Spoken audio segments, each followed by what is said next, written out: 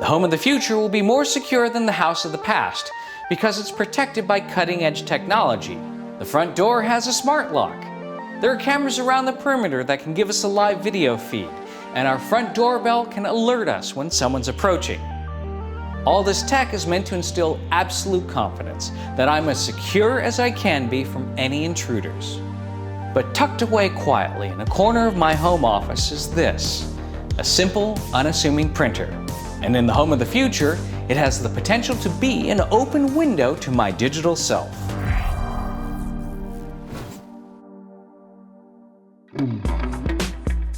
All these connected devices are somewhat like windows you're adding to this house. All of them are an opening that needs to be secured, an opening into the network in this case, into your data. The general security of your network is only as strong as its weakest link. This is Nadir Israel, co-founder and CTO of Armis Security. His job is to assess and secure computer systems. All the devices we see in this home are in fact computers. These are not just devices. They run code. They do everything your laptop can do, except they lack the inherent security that you can put on your laptop. So I'm used to having my computer have antivirus software, that's common. But the other devices, the printer? Right. These used to be dumb, simple devices, but now they are basically computers. That printer actually runs a standard operating system, a very old one too. And that's very usual these days. What that means, it can itself contract viruses, malware, so it's not just a printer. Or a thermostat, or a refrigerator, or a ceiling fan, or any number of devices that populate the Internet of Things. As we learned in our last episode on connecting this home, Internet of Things devices are still in their infancy. As a result, products are designed more often with connectivity first and security second. Okay, so you might be asking, should I be nervous that my smart light bulb could be used to hack into my bank account? Actually, it's not likely. It's rarely the case where someone would target you specifically in your devices. What's more common is that you're basically a target of a wide-scale campaign that's opportunistic. He's right. Most cyber attacks aren't targeted at specific people, since they rarely make much money off any single account. Hackers are trying to take over thousands of accounts at a time, so the best course of action is making yourself less of a target compared to other users. And it's not that difficult. Even basic security measures can put you ahead of many others. And in most cases, using services like two-factor authentication would put you in the top 5% of accounts. It's basically around changing passwords, keeping software up to date, closing down connections you don't use, using password protection where you can, everything that you can do to kind of lower your profile, secure things. For example, when you have a car alarm, it doesn't prevent a very motivated person from coming and taking your car. It just makes that car less of a target of opportunity. There is, however, another source of valuable data in the home. Its occupants.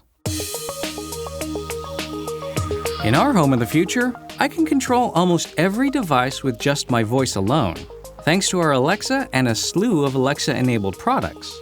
But these abilities are also able to be tracked, cataloged, and stored, building out a profile of my behaviors inside my home.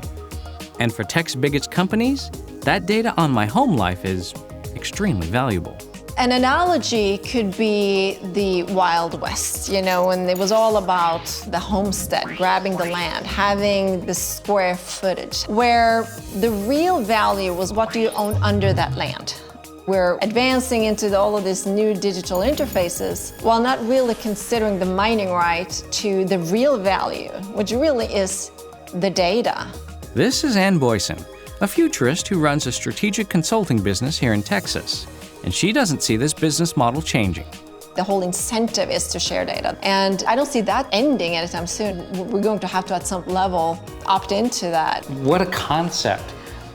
Privacy as a commodity. Right, exactly.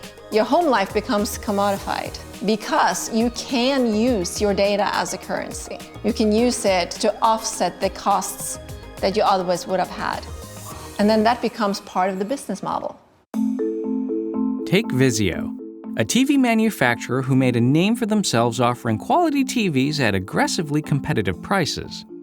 Part of the reason they were able to offer their product at such a reduced rate was that they were collecting and selling their users' data. And in 2017, Vizio had to pay $2.2 million in fines because of illegal data collection on more than 11 million TVs. Despite those fines and all the bad press, Vizio TVs are still popular and are still collecting this kind of data. Only now, consumers have to choose to opt in instead of being signed up automatically. But it feels like a stretch that customers would read the terms of service before making a purchase.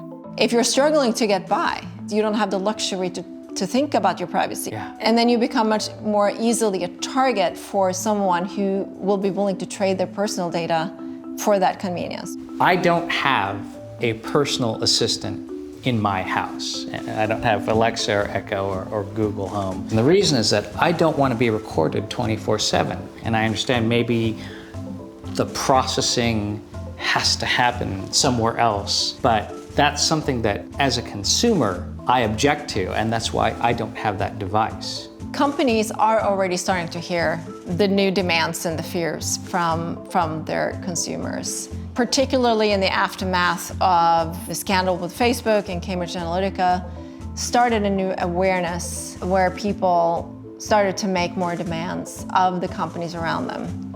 We didn't take a broad enough view of our responsibility, and that was a big mistake. And it was my mistake, and I'm sorry.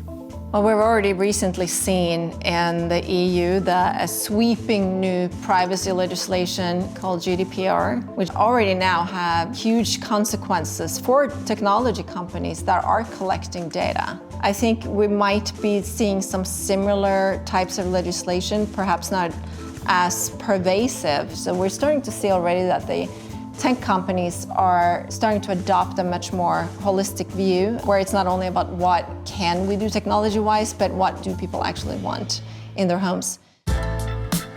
While governments, companies, and public opinion try to create order in this wild west of data collection, the best thing we can do as consumers and users of these devices is be aware of the trade-offs. Because if we're going to fully secure our home, we need to first decide what's worth protecting.